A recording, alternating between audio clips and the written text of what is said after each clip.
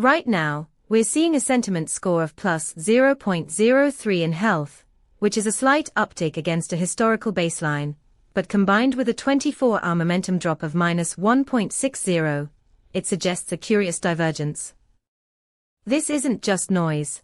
It indicates a potential shift in public perception that could reveal emerging trends or concerns in health topics you might want to explore further.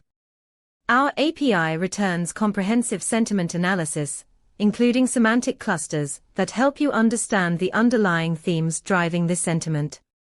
For example, you can analyze consumer health discussions to adjust your product strategy or marketing in real time.